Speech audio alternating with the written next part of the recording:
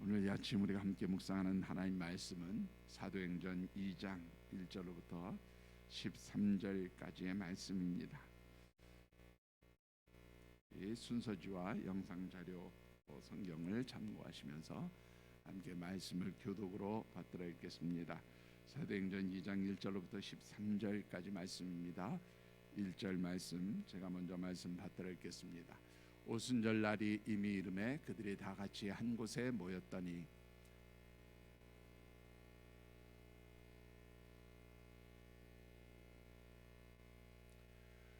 마치 불의 혀처럼 갈라지는 것들이 그들에게 보여 각 사람 위에 하나씩 임하여 있더니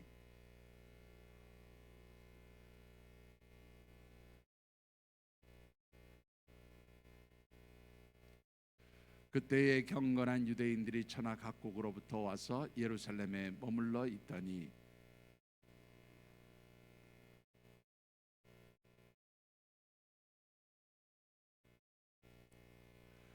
다 놀라 신기하게 여겨 이르되 보라, 이 말하는 사람들이 다 갈릴리 사람이 아니냐.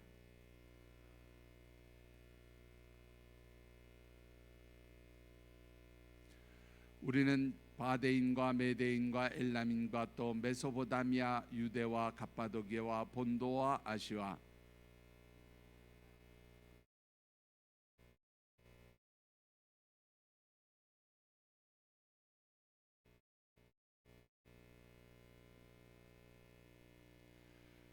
그레데인과 아라비아인들이라 우리가 다 우리의 각 언어로 하나님의 큰 일을 말함을 듣는도다 하고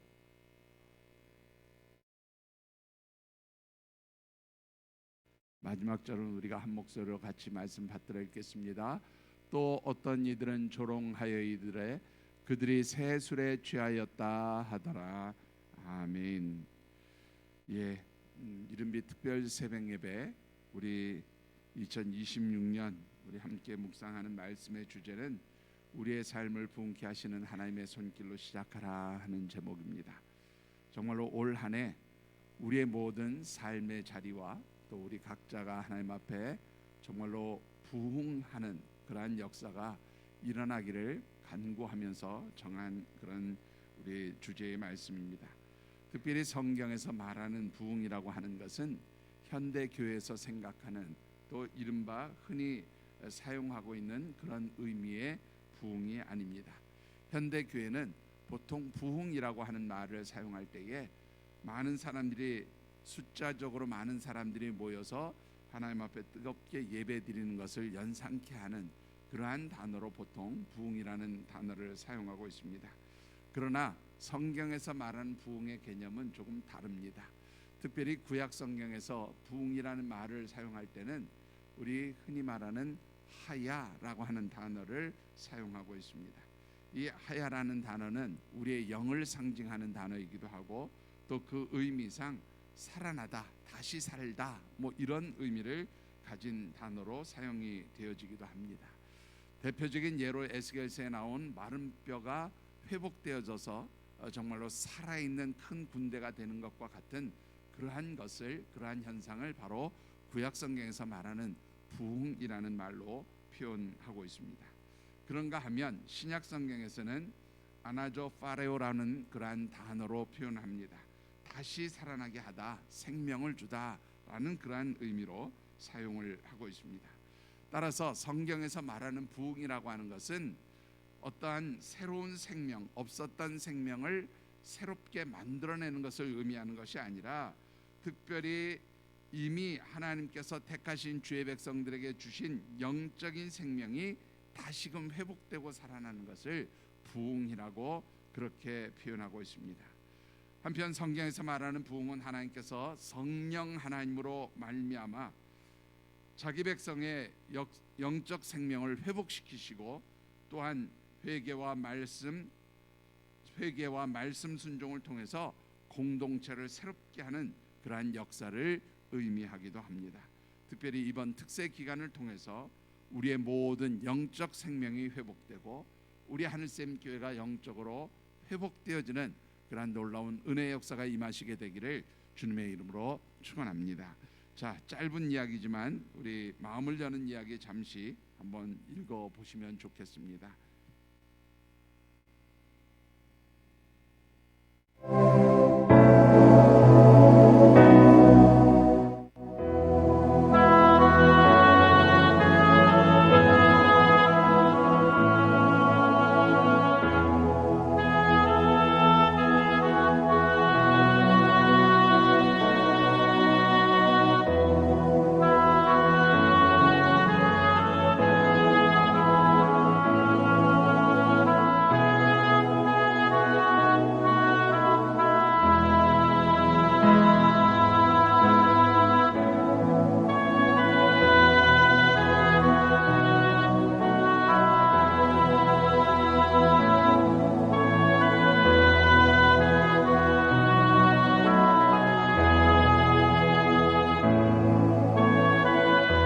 사장님이 전속 요리사를 두고 항상 맛있는 음식을 해가지고 오도록 그렇게 요구를 했습니다.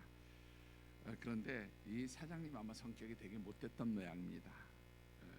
이 요리사를 굉장히 여러 가지로 힘들고 괴롭게 했는데 어느 날 이 사장님이 갑자기 변화돼서 요리사를 불렀습니다. 그리고 이야기를 합니다.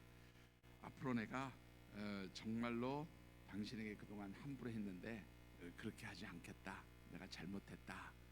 그렇게 자기 자신의 잘못을 고백하면서 용서해 달라. 그렇게 요청을 했습니다. 그러자 이 요리사가 사장님이 하는 말이 믿기지가 않는 거예요. 그래서 확인하기 시작합니다. 뭐라고 확인합니까?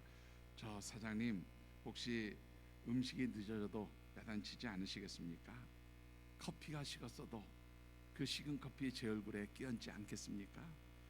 그리고 고기가 너무 설 익었다고 이렇게 음식을 해갖고 왔냐고 제 월급에서 급여를 깎거나 공제하지 않겠습니까? 이 요리사가 묻는 질문에 사장님이 꼭 내가 약속한 대로 하겠다고, 다시는 그런 일을 하지 않겠다고 그렇게 약속을 하며 대답을 했습니다.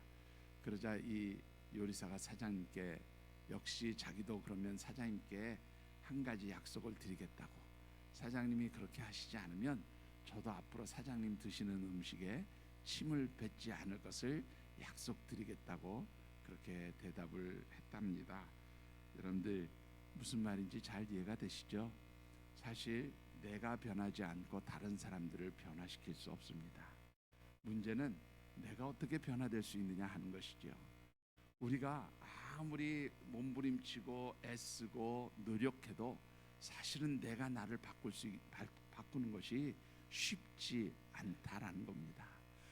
우리를 바꿀 수 있는 분은 오직 우리 하나님 성령 하나님께서 우리의 모든 정말로 모습들을 바꾸시고 회복시켜 주실 줄 믿습니다. 특별히 제자들은 예수님께서 십자가에서 못 박히시고 죽으신 후에 큰 슬픔에 빠져 있었습니다. 그런데 제자들에게 정말로 슬픔보다 더 큰 문제는 두려움이었습니다. 유대의 종교 지도자들과 유대인들은 유대의 종교 지도자들과 유대인들로부터 어떤 핍박을 받게 될지 몰라서 두려워하며 숨어서 지내던 사람들이 바로 이 제자들이었습니다. 그런데 이 제자들이 어느 날 아주 극적으로 변화된 모습을 가지고 세상 사람들 앞에 나타나게 되었다라는 것입니다.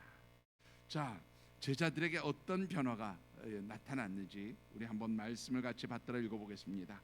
읽었던 말씀 사도행전 2장 4절로부터 8절 그리고 13절의 말씀을 우리 다시 한번 같이 받들어 읽어보겠습니다.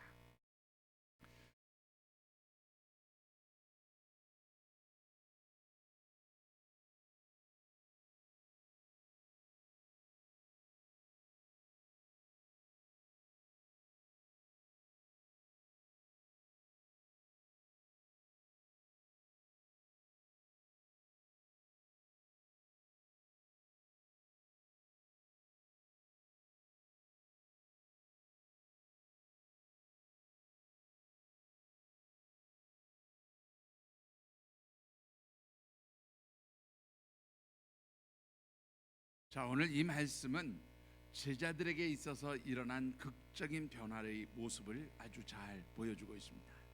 특별히 이 4절로부터 8절까지 사이에 제자들이 보여준 대표적인 변화의 상징 중에 하나가 뭐냐면 방언으로 말하기 시작하는 것이었습니다. 예전에도 말씀을 드렸지만 보통 이 방언이라고 하는 것은 두 가지로 그렇게 이야기를 합니다. 우리가 이제 이 방언을 이야기할 때 대인 방언이라는 것이 있고 대신 방언이라 그렇게 표현하는 것이 있습니다. 보통 대신 방언이라고 하는 것은 하나님께서 주시는 그런 성령의 강권적인 역사 속에서 다른 사람들이 알아듣지 못하는 그러한 특별한 언어로 하나님과 교통하는 기도를 할 때 대신 방언의 기도를 한다고 이야기합니다.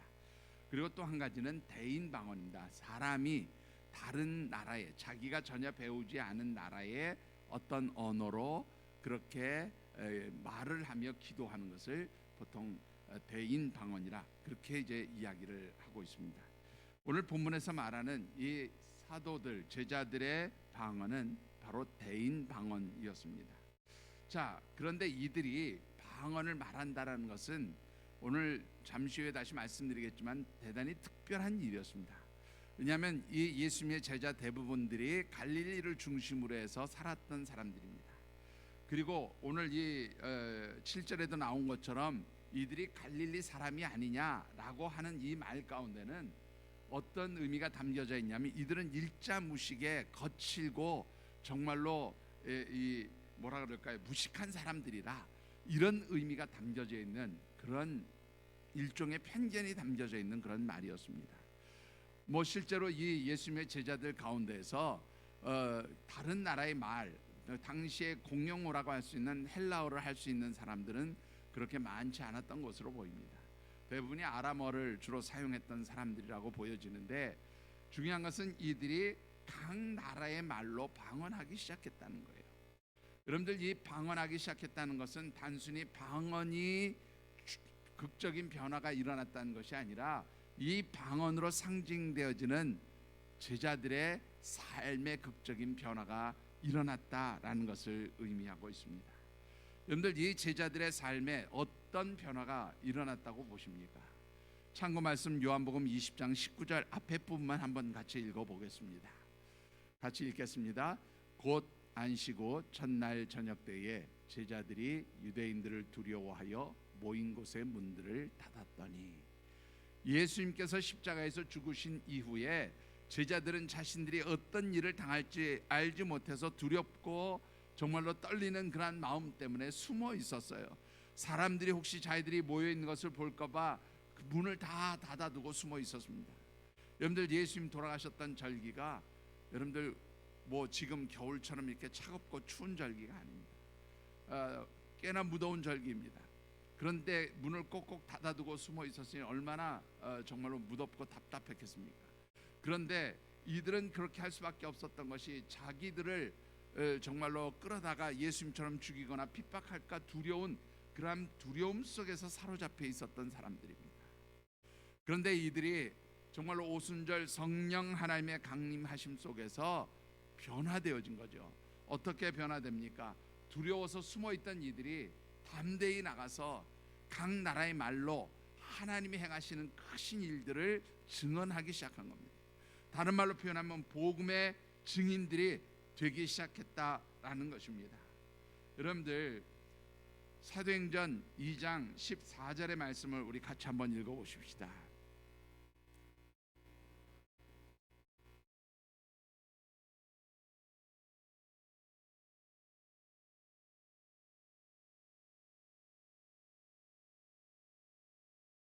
자, 여러분들 베드로와 11 제자들이 나가서 어떻게 해요? 사람들에게 담대하게 하나님께서 행한 일들을 증거하고 바로 예수님께서 하나님 약속하신 메시아 독생자 예수 그리스도 바로 그분이었다는 것을 그리스도였다는 것을 증언하기 시작했다라는 것입니다. 여러분들 올 한 해 우리를 두렵게 만드는 문제가 무엇이든지 성령 하나님께서 여러분들의 생각과 마음을 다스려 주시고 변화시켜 주시는 은혜의 역사가 있게 되기를 주님의 이름으로 축복합니다. 그래서 우리를 두렵게 하던 그 모든 문제들이 우리의 삶에서 사라지고 오히려 우리가 세상 사람들 앞에 나가서 하나님의 백성 하나님의 자녀들답게 당당하게 하나님의 살아 역사하심을 증거하며 정말로 주님께서 진정한 구주이시고 우리의 영혼을 구원하실 분임을 전하며 증거할 수 있는 진정한 제자됨의 삶을 살아가는 그러한 은혜의 역사가 있게 되기를 주의 이름으로 축원합니다. 제자들에게서 나타났던 두 번째의 변화는 그들은 세상의 조롱을 두려워하지 않았다라는 것입니다. 조금 전에 말씀을 드렸지만 여러분들, 이 제자들에게 있어서의 두려움은 바로 이들이 정말로 어떤 고통과 어려움과 핍박을 당할까에 대한 두려움이 있었어요. 그래서 숨어 있었습니다. 그런데 그것뿐만이 아니라 여러분들, 이 제자들이 뭐 나중에 아시겠지만 후의 일이지만 여러분들 그리스도인이라 하는 칭호를 받게 되는데 그것이 조롱하는 말들이었어요. 요즘으로 얘기하면, 우리 초창기 한국 기독교로 얘기하면 예수쟁이들, 이러한 그런 뜻이었습니다. 근데 이들은 이 조롱하는 말을 아주 자랑스럽게 여깁니다. 우리 보통 쟁이가 붙으면 어떤 직업을 천대해서 천하게 생각해서 부르는 용어입니다. 근데 그 쟁이란 말이 사실 요즘에는 어떤 의미로 사용되어집니까? 전문가라는 의미로 사용되어집니다. 그런 것처럼 이 제자들은 조롱당하던 그 이름, 그리스도인이라고 하는 그 이름을 자랑스럽게 생각했어요. 조롱을 더 이상 두려워하지 않았다는 겁니다. 세상으로부터의 손가락질을 더 이상 두려워하지 않았어요. 왜 그들이 그렇게 변화되었느냐? 거기에는 아주 중요한 극적 변화가 있었던 겁니다. 여러분들, 그것이 무엇입니까? 여러분들, 오늘 8절의 말씀을 보면 이들은 새 술에 취했다. 그들은 술에 취한 사람들이 아니라 성령 하나님께 취한 사람들로 변화되었다라고 하는 것입니다. 올 한 해 우리 하늘샘 가족들이 정말로 성령 하나님의 사람들로 변화되어지고 성령 하나님께 취한 하나님의 사람들이 되어지시기를 주의 이름으로 축원합니다. 정말로 성령 하나님 통해서 우리의 삶의 변화가 일어나게 되어지기를 주님의 이름으로 축복합니다. 여러분들, 1907년 한국 기독교 초기 전례사의 내용을 보면 정말로 한국 기독교는 뭐라 할까요? 영적으로 황폐했던 상황이라고 그렇게 이야기를 합니다. 특별히 하디영이라고 하는 선교사가 이런 고백을 해요. 한 번씩 한국 교회 이제 그 시찰하고 오면요, 너무너무 황당해서 가슴을 치며 그렇게 울면서 이 한국 교회를 위해서 기도했다는 거예요. 어떤 일들이 있었기에 그렇습니까? 여러분들, 복음을 듣고 예수를 믿는 사람들이 예배의 자리에 나오지 않았답니다. 가장 기본적인 일인데 예배의 자리에 없었다는 거예요. 그런가 하면 여러분들, 교회에 헌금되어지는 공금을 횡령하기도 하고요. 또 어떤 경우에는 이제 예배를 드리는 집회 장소, 예배 장소죠. 예배 장소에 가서 예배를 드리려고 하니까 거기서 무당굿을 하겠다고 준비를 하고 있는 일도 있었고요. 이 성도들끼리 싸우는 것은 둘째치고 심지어는 선교사들과 대적해서 싸우는 일들이 아주 빈번했다는 겁니다. 너무 그렇게 예수를 믿는 것인지 세상 사람들과 다를 바가 없어서 때로는 수찬정지라고 하지요. 성만찬에 참여하지 못하게도 하고, 때로는 교회에서 제명 처분, 그러니까 출교 처분을 하기도 하고 그렇게 했지만 변화되지 않더라는 거예요. 근데 여러분들이 아시는 대로 이 평양 장대현 교회를 중심으로 하는 평양에서 성령 강림의 역사가 일어난 뒤부터 이들의 삶이 극적으로 변화되기 시작했다는 거예요. 정말로 하나님 앞에 통해 자복하면서 자신들의 모든 죄 허물을 내어놓고 정말 성경적인 그리스도인들로 변화되기 시작했다라고 그렇게 기록을 남기고 있습니다. 성령 하나님께서만이 우리를 바꿀 수 있는 줄 믿습니다. 자, 여러분들, 그러면 이 성령 하나님의 임재하심은 우리가 어떻게 누리며 체험할 수 있게 되어지는 것인가 하는 것입니다. 1절로부터 3절까지의 말씀을 같이 받들어 읽어보겠습니다.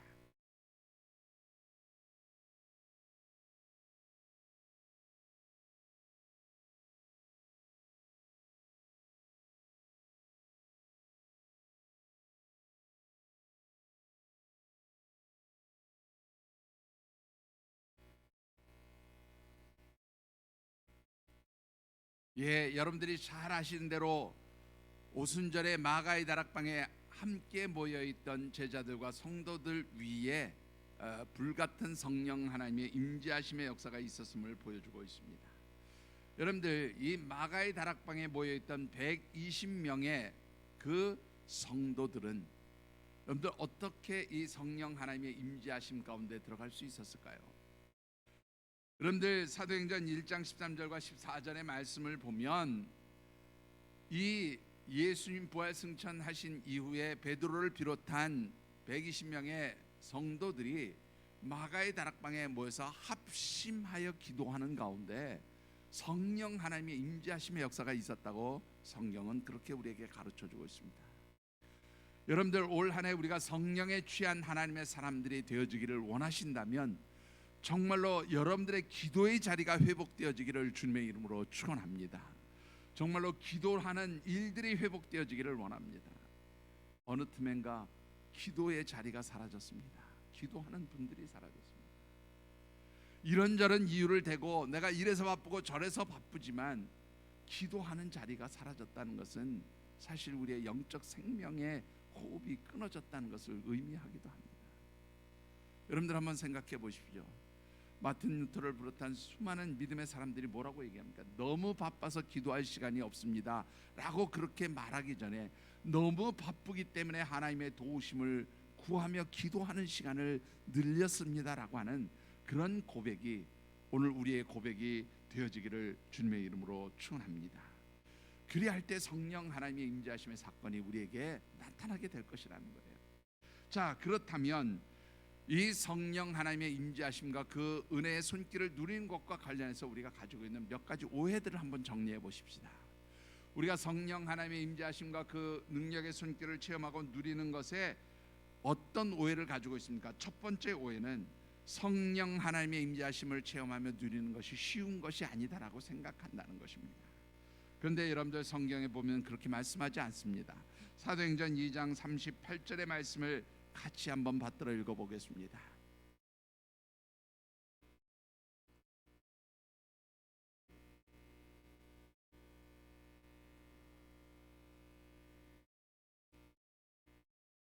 여러분들 이 말씀을 통해서 우리에게 주시는 말씀은 단순합니다. 너희들의 모든 죄와 허물을 하나님 앞에 고백하고 회개하라는 거예요. 회개하고 너희들을 정갈히 비워낼 때에 성령 하나님의 임재하심의 역사가 일어날 것이다 라고 그렇게 말씀하고 있습니다. 하나님은 죄와 허물 가운데 있는 자들과 함께 하시기를 원하시지 않습니다. 하나님 거룩하신 분이기 때문입니다. 우리가 성령 하나님의 임재하심을 누리고 체험하기를 원한다면 먼저 우리의 모든 삶에서 정말로 내가 깨닫지 못하는 죄와 허물까지도 하나님 깨달아 알게 해주셔서 우리가 정말로 정갈하게 변화되도록 하나님 도와주십시오. 그렇게 기도하는 우리 하나님의 사람들이 되어지시기를 주의 이름으로 축원합니다. 그럴 때 오늘 이 베드로 사도의 말처럼 성령 하나님께서 우리에게 놀라운 하나님의 역사의 선물을 허락해 주시는 줄 믿습니다.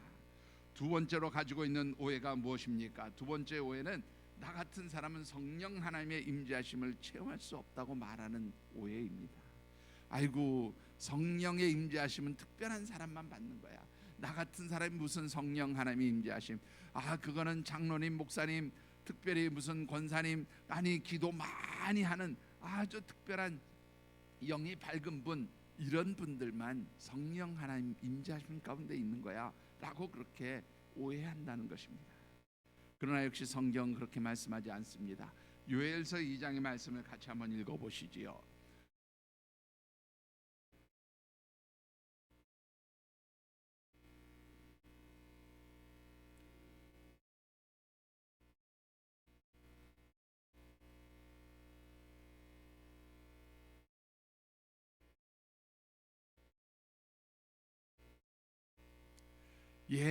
뭐라고 말씀합니까? 만민에게 하나님의 영을 부어주시겠다 말씀합니다. 만민에게 부어주시겠다. 누구든지 성령 하나님의 임재하심과 그 도우시는 은혜의 역사를 체험할 수 있다고 분명히 하나님께서 친히 말씀해주고 계십니다. 올 한 해 여러분들 삶의 자리에서 성령 하나님의 임재하심과 성령 하나님의 부흥케 하시는 은혜의 역사가 일어나게 되기를 주님의 이름으로 축복합니다.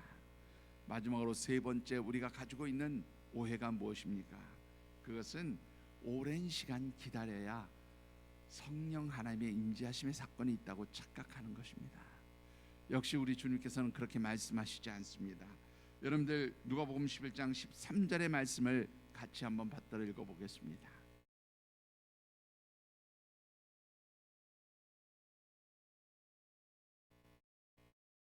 예, 여러분들 아마 영상이 준비가 안 된 모양인데 여러분들 다시 한번 보시죠. 여기에 보시면 뭐라고 되어 있습니까? 너희가 악할지라도 좋은 것을 자식에게 줄 알거든 하물며 너희 하늘 아버지께서 구하는 자에게 성령을 주시지 않겠느냐 말씀합니다.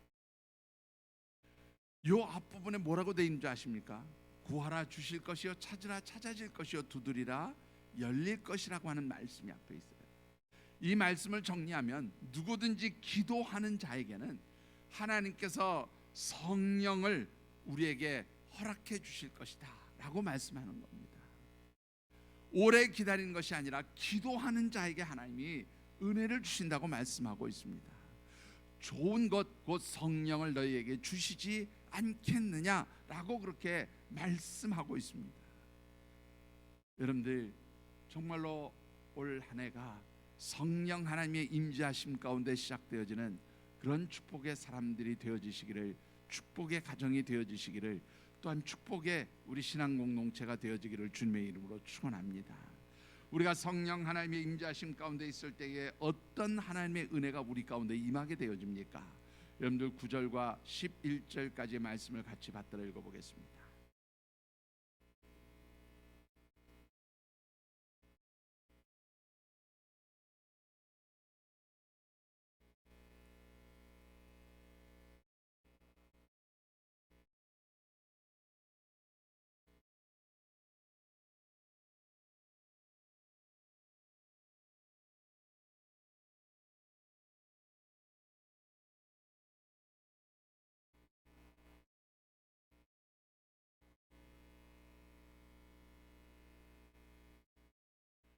자, 여러분들 이 제자들은 앞서도 말씀드렸지만 그렇게 여러 나라의 말을 할 수 있을 정도의 그런 뛰어난 지식과 학문을 가진 사람들이 아니었습니다. 그런데 이들이 각 나라의 말로 그렇게 말하기 시작합니다. 그리고 그것이 무엇을 이야기하고 있습니까? 특별히 하나님이 행하시는 큰 일을 증거하기 시작했다. 하나님이 하시는 일의 증인들이 되어졌다라는 것입니다. 여러분들 우리가 성령 하나님의 임재하심 가운데 있을 때 하나님께서 우리를 하나님의 증인으로 사용하시는 줄 믿습니다. 여러분들 하나님의 증인으로 사용되어질 때 어떤 역사가 나타납니까? 사도행전 2장 43절의 말씀을 보면 사도들로 하여금 사도를 통하여서 정말로 기사와 표적이 나타났다 그렇게 말하고 있습니다. 여러분들 사도행전 9장의 말씀을 보면 죽었던 자를 살리는 역사가 나타나기도 합니다. 여러분들 그런가 하면 사도행전 5장의 말씀을 보면 사도행전의 말씀을 보면 7장의 말씀을 보면 어떤 역사가 일어납니까? 순교당하는 그러한 스데반의 모습을 볼 수가 있습니다. 죽음도 두려워하지 않게. 한마디로 말하면 하나님의 능력의 역사가 우리의 삶을 변화시키고 하나님의 사람들로서 하나님이 맡기신 사명, 하나님이 기뻐하시는 삶을 살아가도록 우리를 바꿔주신다는 말씀인 줄 믿습니다. 올 한 해 정말로 기도하는 가운데 성령 하나님의 사람들이 되시고, 그래서 하나님의 놀라운 기적의 역사들을 우리가 이루어내는 하나님의 도구로 쓰임받는 그러한 축복의 삶이 되어지시고, 또한 그런 믿음의 사람들이 되어지시기를 주님의 이름으로 축원합니다. 기도하겠습니다.